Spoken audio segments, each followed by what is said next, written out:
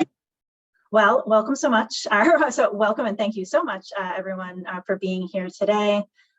First, while we're here and we're going live, feel free to introduce yourself into the chat. Just kind of put your name, who you're with, why you're here today. Just kind of let us know a little bit about yourself.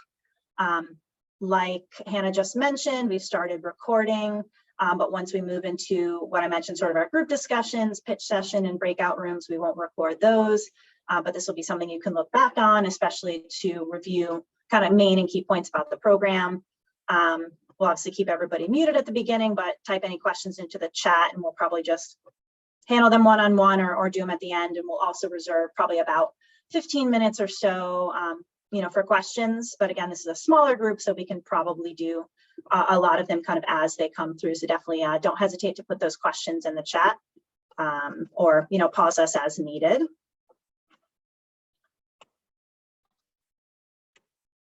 So like I mentioned before, the first thing we're going to do is more of kind of a presentation with slides to talk about EmPower and go a little bit more in depth, just to point out some main features and some good points about eligibility and types of projects and programs we're looking for under the program. We'll briefly talk about the opportunities that are out there with clean energy and kind of even what we mean by clean energy access under the program. And talk about barriers, and we'll also do a couple of different interactive polls so we can get folks engaged. Like I said, we'll host about 15 minutes of Q&A, but again, it will probably be kind of as we go. Then what we'll move into in the second half is go into a group discussion and pitch session where folks will get to kind of turn on their cameras, engage with each other, let us know kind of what you're maybe thinking about for the program, or if maybe you don't quite have an idea, maybe you can throw out. We've got a couple of questions that you could potentially answer, again, kind of what you might be exploring or interested in exploring, or maybe even main kind of questions you have. And then we'll go into, after that, we'll go into kind of a wrap up and discussion based breakout room so you can talk to some of our staff here more about specific topics. Meg will be hosting a heat pump room. Bev will be hosting a room about affordable housing, MASSCEC, low income programs.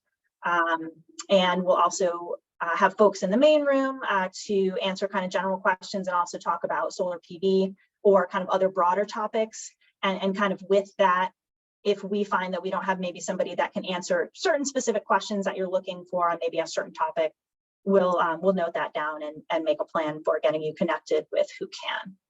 So with that, I'm actually going to start with a quick little poll.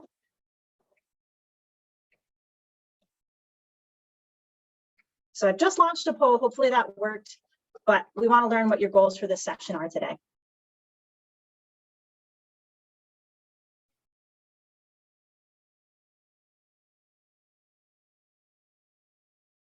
We'll give it about 30 seconds or so.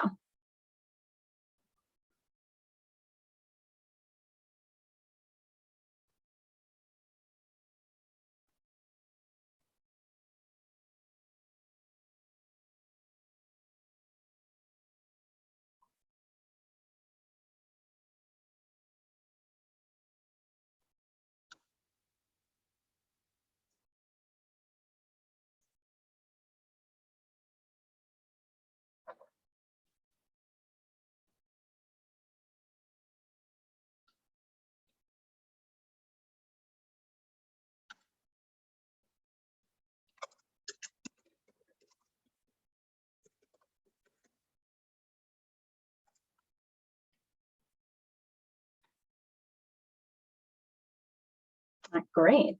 So now share those results. Can everyone see the results posted? So it looks like sort of our main things that we're looking to do, which we're definitely planning on doing, is learn a lot more about EmPower and have that open time to learn if your project idea is eligible. And then we certainly look forward to giving and sharing feedback and having opportunities to network. So this is great. Thanks for participating in that poll. We'll have a few more as we go, but definitely appreciate that. So with that, let's jump into EmPower Mass and a clean energy overview. So first, just a quick background on, I think a lot of the reasons why we're here today, and certainly what went into the concept and developing, of EmPower. I think we are all aware that there is a persistent inequitable energy burden and access to clean energy. Low-income homes have a disproportionate energy burden. Research shows that solar adoption lags in renters and minority communities. The results of the MASSCEC non-participant study found renters, low-income households, and non-English speaking households are more likely to not utilize energy efficiency incentives.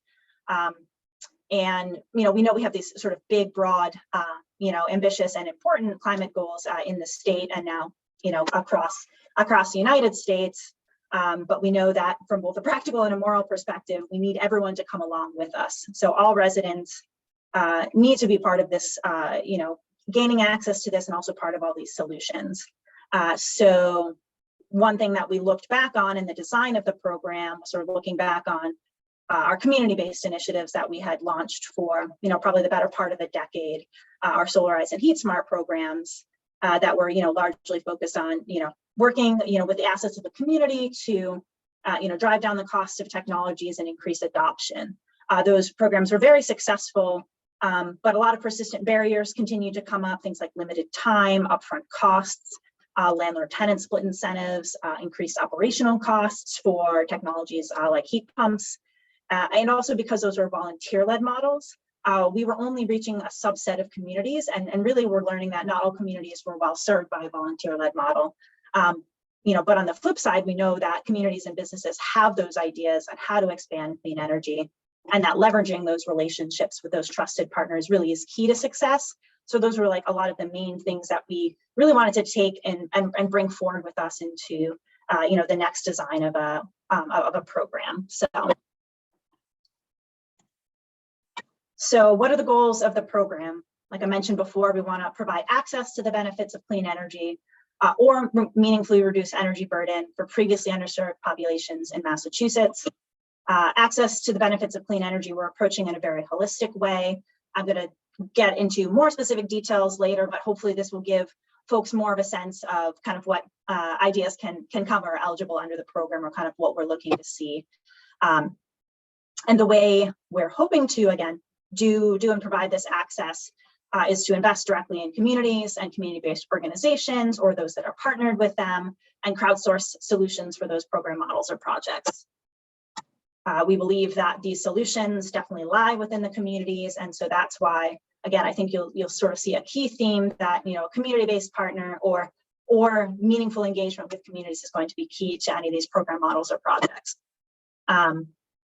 I think obviously you're all aware that one of the main features of the program is hosting workshops and just a lot of opportunity to connect. We're hosting a workshop today. We're also hosting another workshop on the 30th at 5:30 p.m.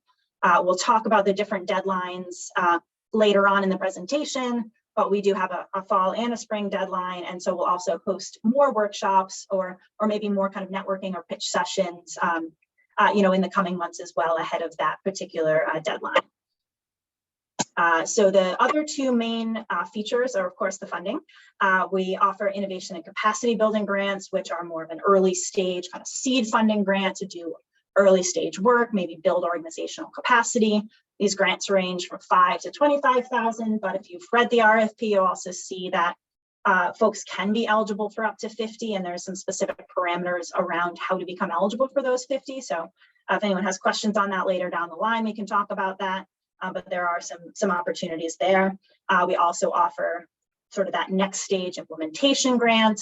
That's $50,000 to $150,000, and that's to really take that idea that you've developed and put it into play. And we'll talk about, again, some of the specific parameters, but this is certainly designed that you could move from one to the other, but that you don't necessarily have to if you're ready to go with an implementation idea. So with that, a little bit more on what's the difference between each grant, and I think this will help folks, again, get a sense of maybe where you fall.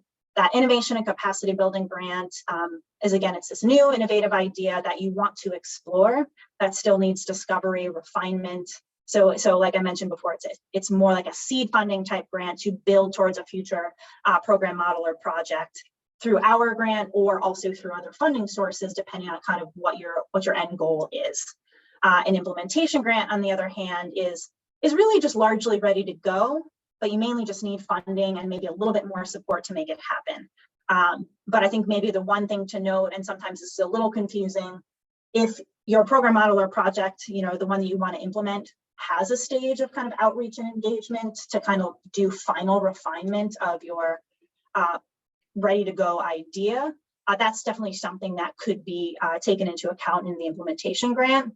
And if you feel like you're in that place, definitely, vocalize that later, and we can kind of talk through where it might be a best place for you to fall in that. Also, some other important things to clarify. An applicant could apply for both grants for two separate ideas, but you can't apply for both for the same idea. So if you wanted to do some capacity building and get a capacity building grant for the same project that you want to implement, you've got to build that capacity building into your implementation grant. You can't get both. But your option, if you do feel like you need that, would be to do the innovation grant first and then apply later down the line for the implementation grant. But you certainly could apply to an innovation grant for a different idea and an implementation grant for a different idea, just as long as you are clarifying to us that you have the capacity to do so. And it's also important to clarify that previous awardees are eligible for new funding for a new idea or follow-on funding for a previously awarded idea. And there's places in the application form to do a little bit more clarity around that as well.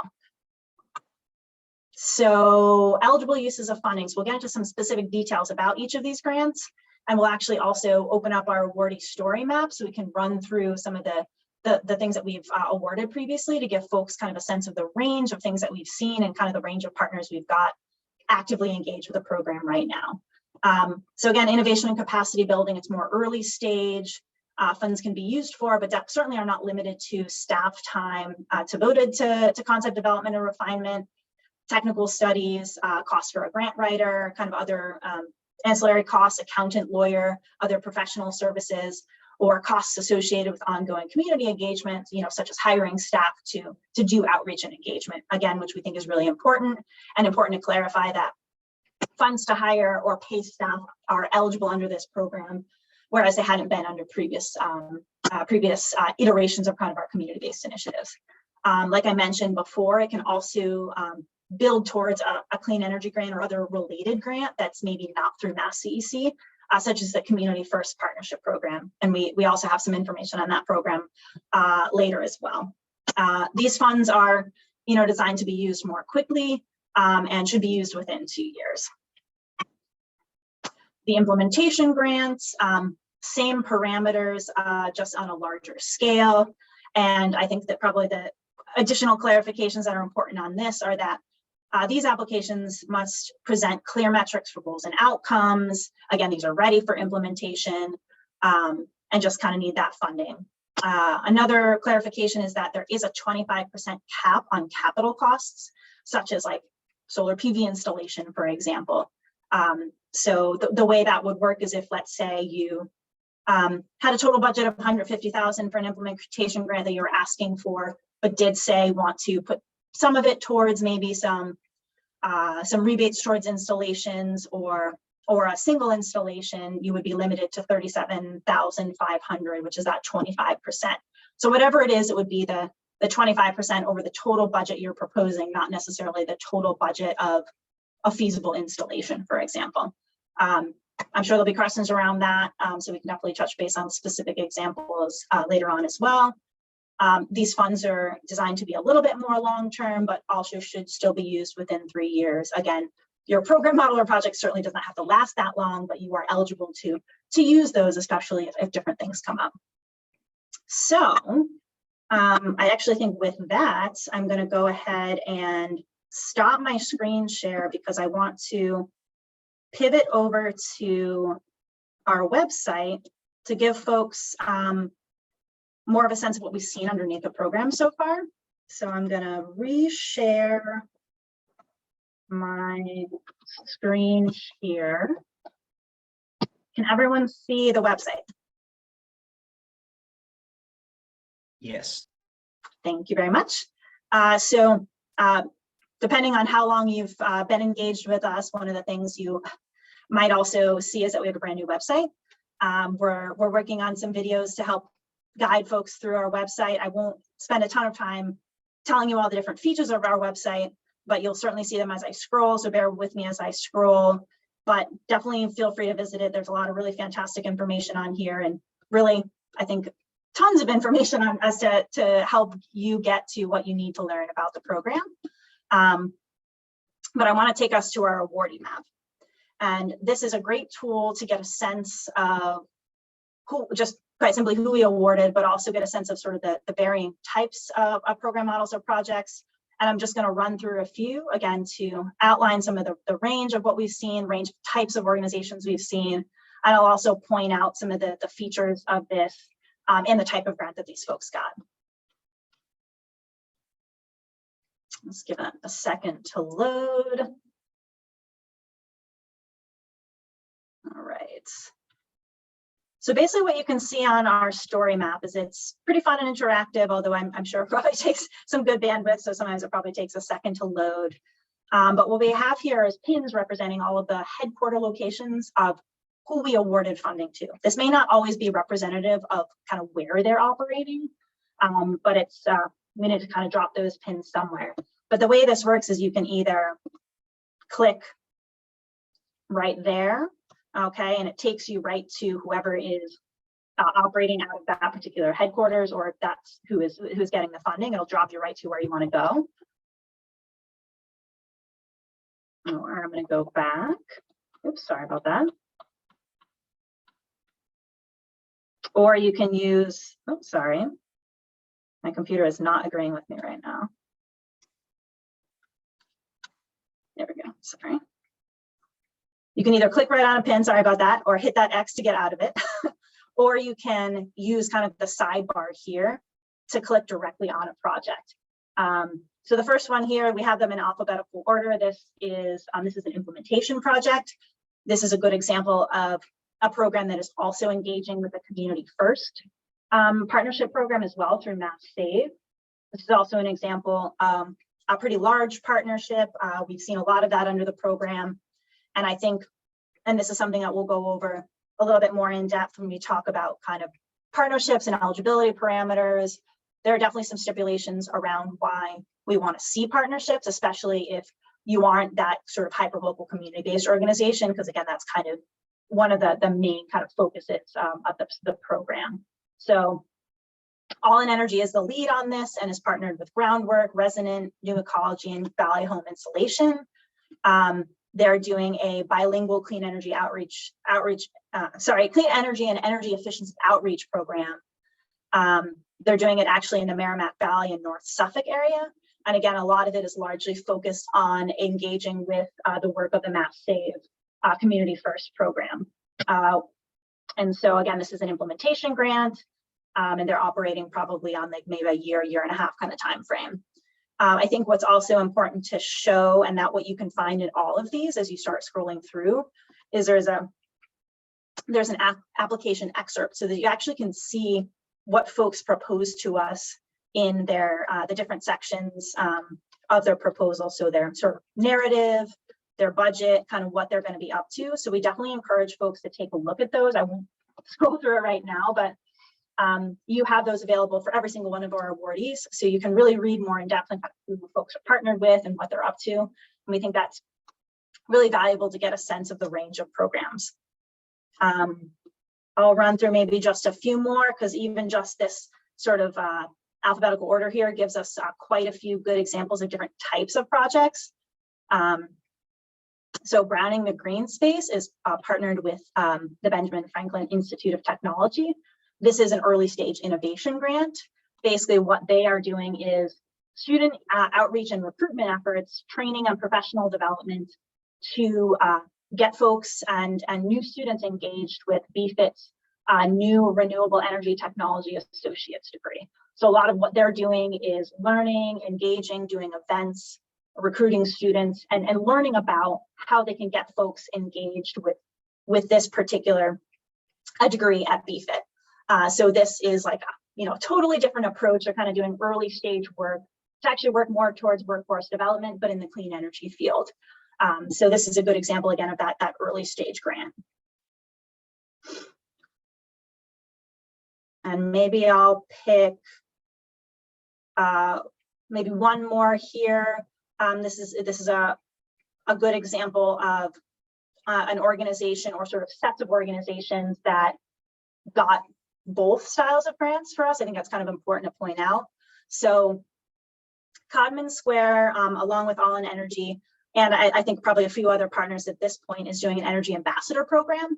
So they got the large scale grant to expand their energy ambassador program, where ambassadors lead by example, to install clean energy measures in their home, all while then going out and engaging folks out in the community to learn more about this.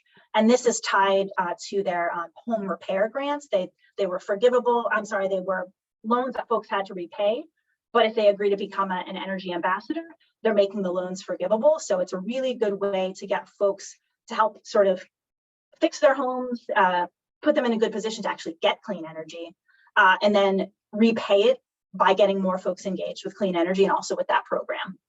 And why I wanted to point this one out is because, again, they also did apply for the Innovation and Capacity Building Grant with an organization called West of Washington. This was their way of getting in a new community-based organization, sort of giving them more capacity, getting them funding to expand this existing program. So a good example of coming in with a new partner and expanding something that's existing, but making it different because they're sort of uplifting another community-based organization. So we're excited to see the results of that as well. So I think I'll leave it at that for the story map, because there's a ton of awardees, but I really encourage folks, whether it's right now or later on this afternoon, to really pour over those and get a sense of the variety of ideas. We also saw a lot of ideas looking at the sort of renter landlord tenant split incentive challenge, so some early stage research projects, and things sort of on various technologies, shared solar, individual solar, a lot of really great stuff. So I encourage you to take a look. So I'm going to get back to my slides again.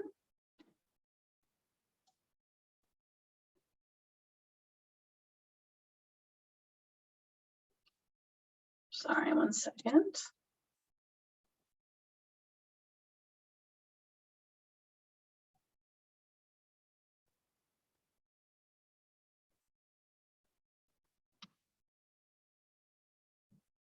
Sorry, I'm having some technical difficulties. One second.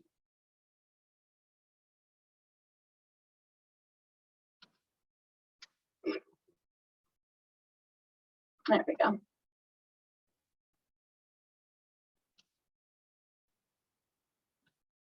All right, can everyone see my slides again? Thanks, Deb. Appreciate that. All right, so to sort of circle back into, I shared some examples of kind of what we've seen under the program. Want to dig into a little bit more about kind of some of the key features we had mentioned. We sort of have broadly defined that program models or projects under this program need to either provide a pathway towards access to the benefits of clean energy or meaningfully reduce energy burden in the populations you're hoping to work with, those priority group populations. And so this could really mean a variety of things. Of course, things I've mentioned that of course came up also, in some of the examples could be typical ones we understand, direct solar PV install, or maybe access to energy efficiency. But we also want to think about this, a little bit more holistically. Insulation is important for energy efficiency, but also enhances quality of life, offers enhanced soundproofing. Well-designed sustainable lighting could enhance a neighborhood. Heat pumps can also offer cooling, not just heating. This could be also access to shared solar, just getting signed up to shared solar, or some sort of a shared solar arrangement. We also have an awardee who got an in-kind technical support grant to take a look at sort of a broader range of options on a standard building in their neighborhood, to also maybe look at things like white roofs or green roofs, or other types of technology approaches. So I think we're really eager to kind of see what's out there. And for folks to sort of think creatively, and knowing that this isn't just as simple as, well, let's just get every home with a solar PV install. We know there's a lot of other barriers to that. I mentioned our priority groups before. So one of the important things to know is that program model or project you want to implement has to, again, get access to those priority groups. And so we define them specifically as priority groups under our program. And the three main categories are environmental justice populations, and that's specifically defined by the EEA policy. We've got links to that on our website, and we can certainly share them with folks as well. That's low income, minorities, and English isolation populations. Our other category is renters, and the other is communities disproportionately impacted by environmental hazards such as air quality or heat. Naturally, a lot of these probably intersect, so we likely expect that to come up. We also want to keep it open in the sense that maybe if you have a question, you're not quite sure if who you want to work with is eligible or who you experienced with is eligible, or there's another group that you just think is glaringly missing here, reach out to us and we're happy to discuss it and consider it. Also, priority groups do not have to be geographically bound. It could be a network of a religious organization, like an affinity group of minority constituents. So we just want to make sure that it's sort of open and as flexible as possible. It doesn't necessarily need to be defined to like a neighborhood barrier or a boundary, I should say.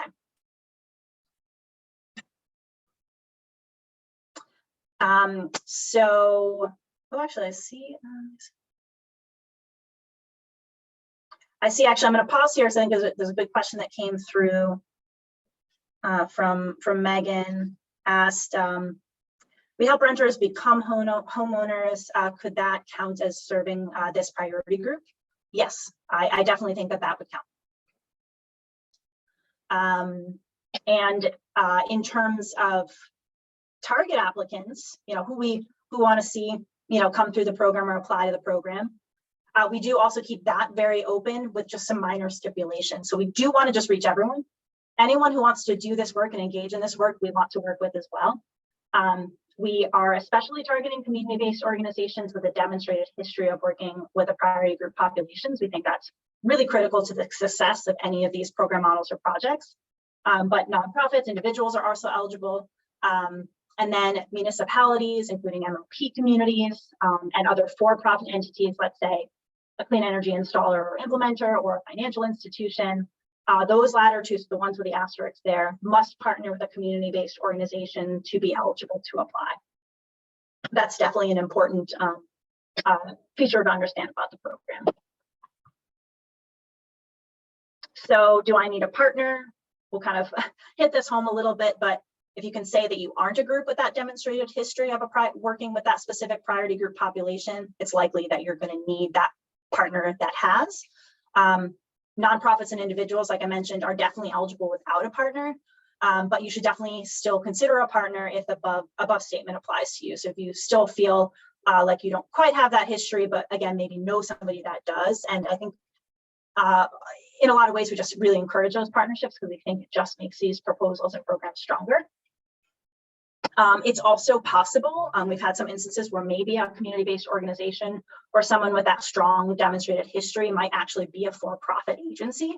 It's definitely possible. So if you maybe fall into that bucket or know somebody that's interested in the program and they may also fall into that bucket, we can discuss it and talk about eligibility and kind of give you the thumbs up on what your approach would be. So contact us if you have any question at all, even if it feels small. Just we want to be sure that we're kind of pushing you down the right track. And good question also here from Bev, a Massachusetts community-based partner. Yes, so your community-based partner definitely needs to be based in Massachusetts because they need to have that direct tie into those populations that you will be working with. Thanks, Bev, for putting that in there. So I think in a lot of ways that the bottom line we'll probably reiterate a lot of times is ask questions here today, email us, get on an office hours, just make sure you understand all the parameters and kind of what is eligible and not eligible. And a few more things on the The first year results, I guess I probably jumped ahead. I got a little excited about sharing you all examples. I was probably going to share them here. But on a high level, just to give you some of the things that we've been up to, we did make 32 total awards. That was, I believe, 19 of the smaller grants and 13 of the larger grants, including, again, one that was more of an in-kind award. We've seen, so far today, we've already seen some great results. There's been solar PV systems installed already on low-income sites, a lot that have been contracted for. There's been a lot of solar PV feasibility studies completed. There is a potential site found for a community-owned shared solar system that's still kind of in the works, which is why I say potential, but I think a lot of folks here are aware that takes a lot of work, so that was exciting. There's been a lot of events, a ton of, I think, stakeholder conversations, individual conversations, teams hosting meetings, teams also meeting other teams. There's been a lot of networking, which has been really exciting. Teams have launched their programs and have certainly launched their programs in co-participation with Community First. I think we probably have about maybe 3 to 5 teams kind of working either directly or indirectly with that. And a lot of folks have hired new staff, which has been really exciting. Also, with the teams that we have currently running, we've been hosting cohort or kind of group calls to get everyone together and engage, and we've seen some great partnerships form. So that's definitely something that we want to keep going. And so if you're interested in, maybe you need a community-based partner or want to meet somebody with some sort of specific expertise, we want to try to help get you engaged, so definitely reach out. And we're also writing blogs on what folks are up to. We have one already out there on the STAR program, which is also a technical feasibility support for solar PV for affordable housing owners and their portfolios. So I would keep an eye on our blog as you can learn that way that what other folks are up to and what their sort of successes or challenges might be now. And again, we've got that story map. I won't go back to it again. I did jump ahead there. I was just very excited to share it. But yeah, if you have any questions on that, definitely reach out. And I will share a few more sort of lessons learned today. This is just pretty high level, but just especially with folks considering applying, just things to maybe think about or kind of keep in mind. If you are interested in hiring someone, teams have definitely said they wish they had prepared for a little bit more time to both seek and also get those applications and kind of find the right fit, and maybe more of their own budget, towards that process, maybe towards advertising or maybe even staff time to kind of do that. Networking and collaboration is really important. A lot of folks have met through the program and really are finding it kind of critical to also figuring to not kind of recreate the wheel. If they're interested in the training, folks are now kind of getting together and engaging. So I think that's really important. But one thing to kind of mention, we do have some teams that have a lot of partners, and that also takes time and resources. So if you are coming in with a potentially big team, you might want to sort of plan a little extra time in, and maybe budget towards meetings, coordinating folks, and things like that. CBOs are critical in this and still need more support and bandwidth. So you probably want to consider, again, what that budget might look like for them and what the timeline might look like for them as well. And we're also considering what other ways we can maybe shape the program down the line, maybe in the line of planning grants or other types of support approaches. And there's definitely a clear need for available education and training, which again, a lot of teams are collaborating on, but I think we're looking into as well for kind of future support down the line. So I'll mention some of the details about some of the MASSCEC programs, but if anyone here, or again, someone is interested, is looking towards the low income energy efficiency related programs, which would essentially come under the CAP agencies. We have, Brian is one of our main contacts there. He wants folks to get engaged with him to learn more about those programs and who kind of the best main contacts are. We'll share this information after as well. But we want to make sure that as soon as possible, we get you engaged with those folks to start kind of planning around your potential ideas. So to sort of wrap up this section here, we did want to mention just some related programming for folks to consider either as a part of your potential grant or maybe separately, depending on what you're up to and what the sort of next stages of your ideas might be. I think folks are aware the climate bill from last year in Massachusetts allotted us a substantial amount of money to do workforce equity programs. We had an initial round of planning grants that was due recently. Those awards I think should probably be announced soon, and there'll be more planning grants as well as larger value implementation grants in the near future.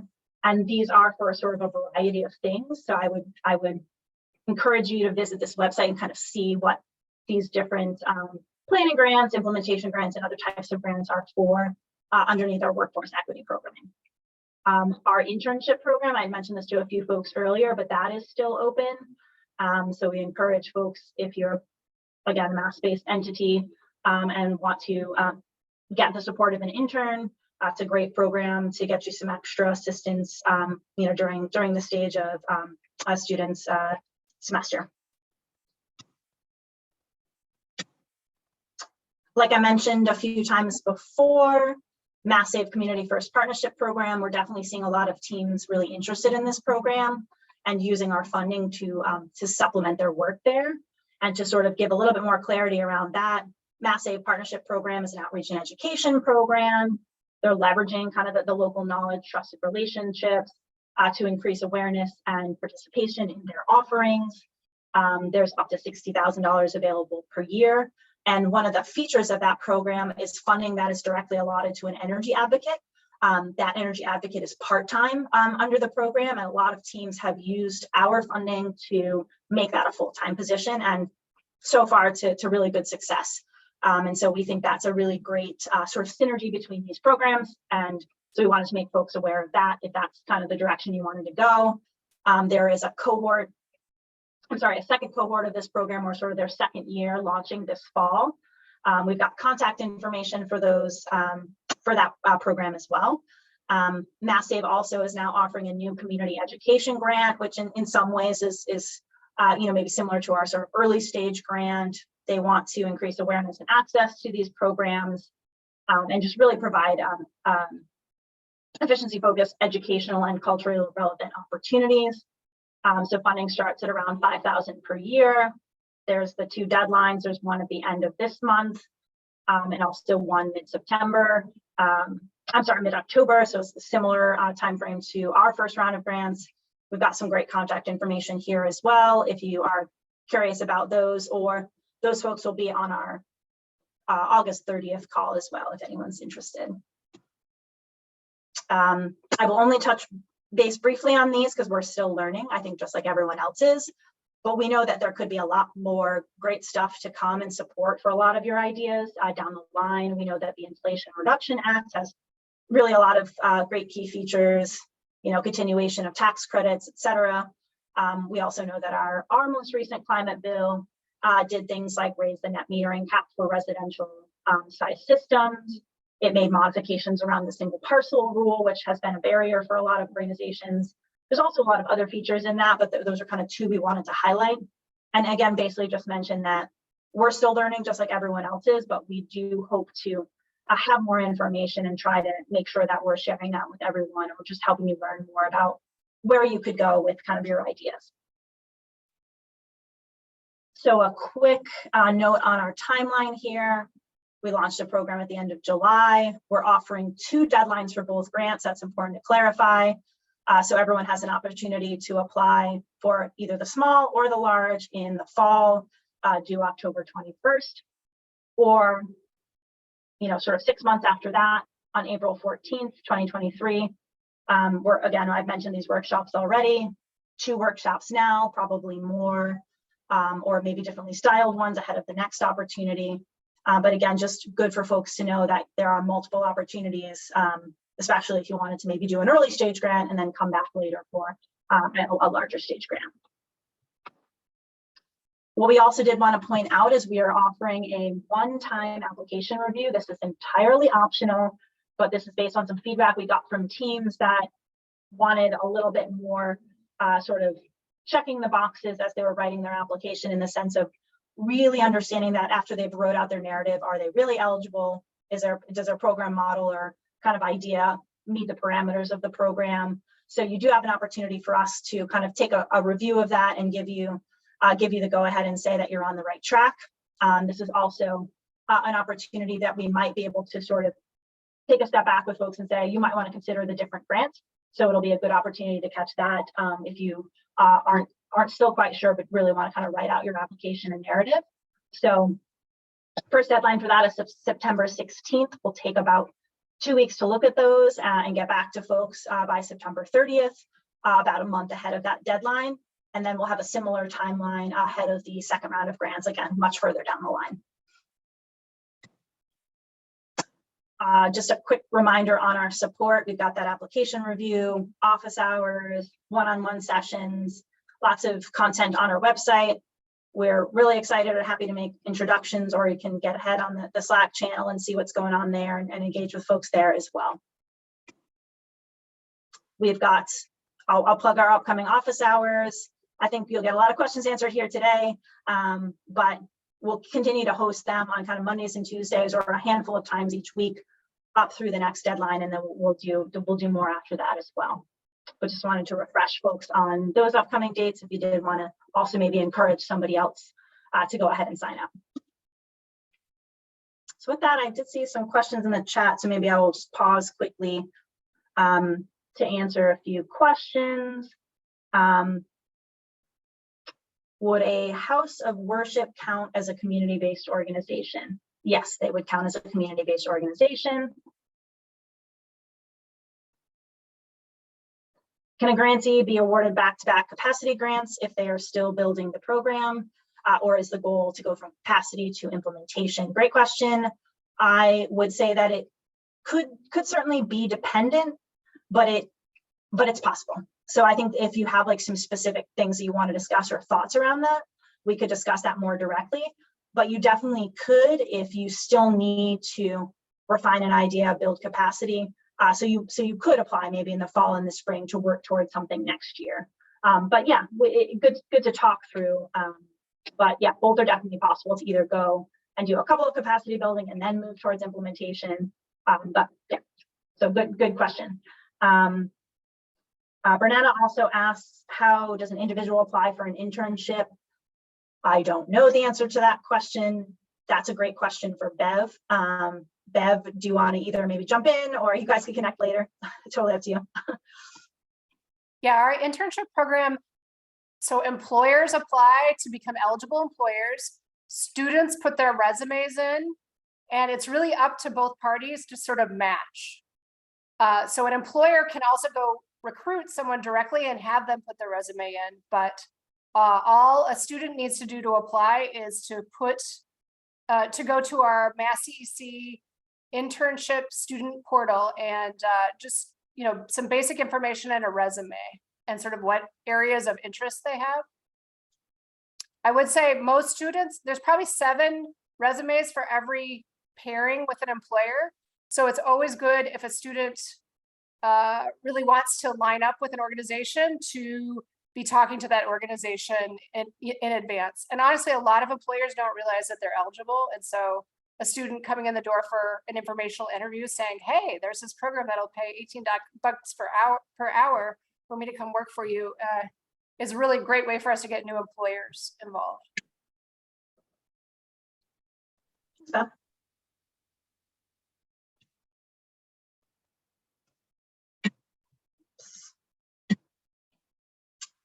All right, to wrap up the presentation portion, only just a few more minutes here before we kind of pause and go into our group discussion, which I'm really looking forward to.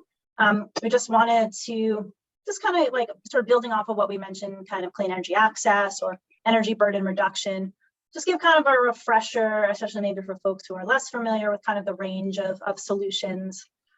Is there sort of a few main buckets that we see, but again, there are certainly things broader than this, like I mentioned before. Energy efficiency is sort of a grouping of approaches, renewable energy, and other types of measures. So energy efficiency is working on the building envelope. It's also appliances. It's also heating and hot water. Like I mentioned before, it's also lighting. There's a lot of ways that a home and help can be improved there. And energy burden can certainly be helped there as well.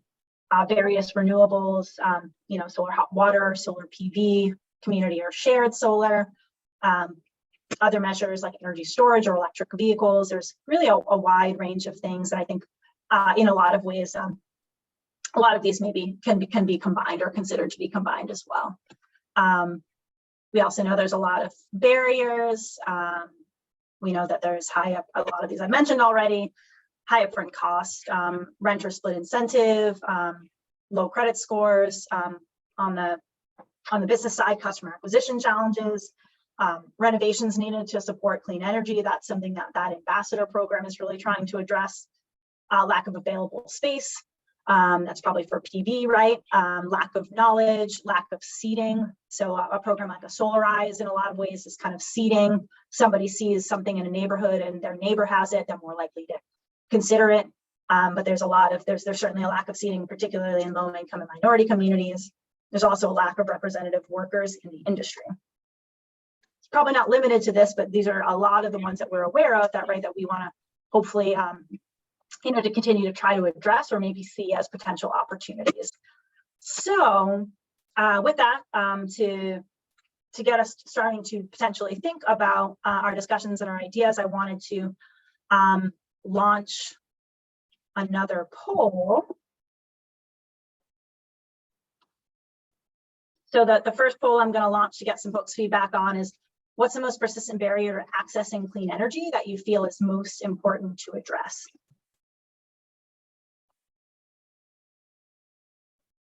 We have, there's a lot of selections there. There's also another selection. So once everyone kind of fills it out, we'll give it about 30 seconds or so. If folks have put in other, maybe we'll ask you to share what you mean by other. And we also recognize this probably isn't exhaustive, but.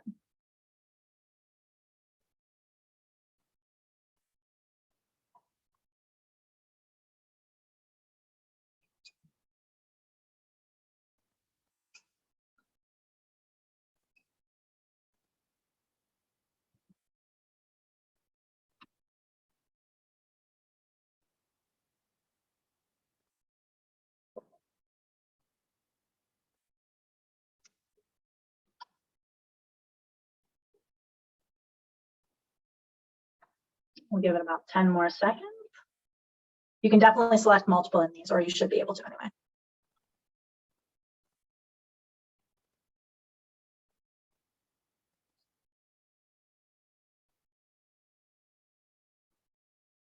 All right, so pretty evenly spread across here.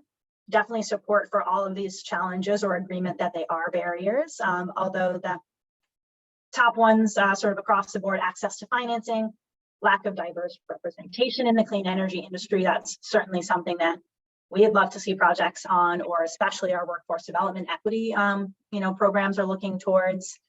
I'd also be curious, maybe put somebody on the spot. If somebody selected other, if you wouldn't mind maybe either typing it into the chat or kind of unmuting and sharing what your other would be.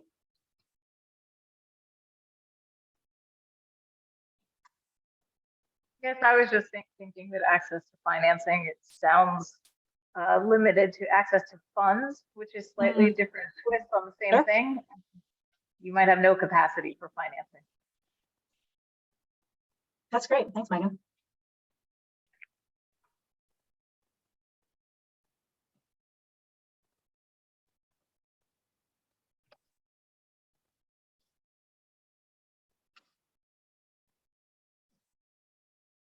Great. And I think what I'll do is, I'd love to actually skip to that last question, which is, what are the solutions you're most excited about expanding access to or with?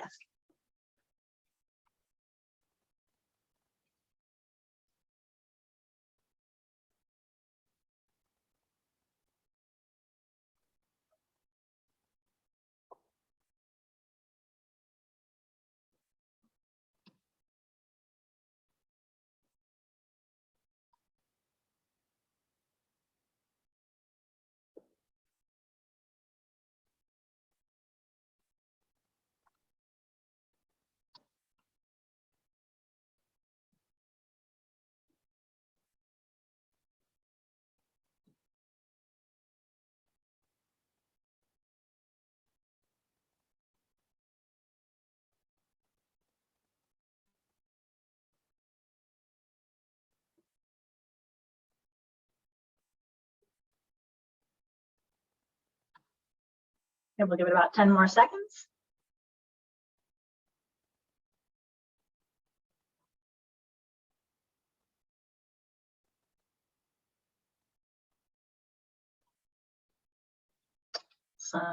Share these results here.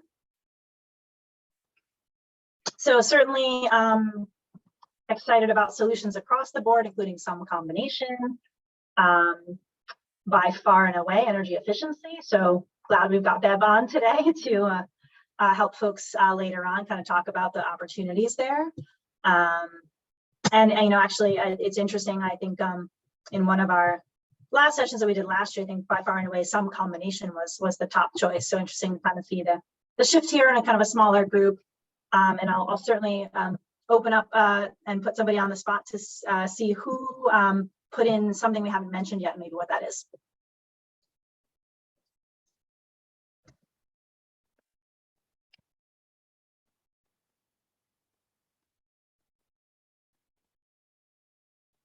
Well, it could have been Hadis who had to leave, so maybe that's who entered that. Probably was. So we'll have to find out what Hadis was interested there.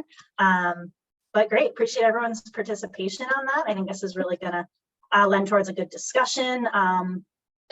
So just to wrap things up before we go into our discussion, there's a lot of support, I think, right, of a lot of these barriers, or at least getting access to a lot of these energy technologies. We know there's a lot of incentive programs for PV, heat pumps, energy efficiency, various kind of state and federal tax incentives, various financing, maybe not always funding, good distinction there. Energy efficiency has a lot of rebates under MASSCEC. So again, that is, I think, is going to be something important and valuable to learn from Bev in more depth. But I think these are all things that, you know, depending on what folks are up to, there's a lot of resources out there to kind of train and educate. And so that's something we want to help folks get access to. So, you know, if anyone wants to learn more kind of about what's available, or even kind of think or consider what might be most beneficial to maybe the technology or approach that they're looking for, we can kind of help kind of point folks in that direction. All right, so with that, I'm going to stop my screen share.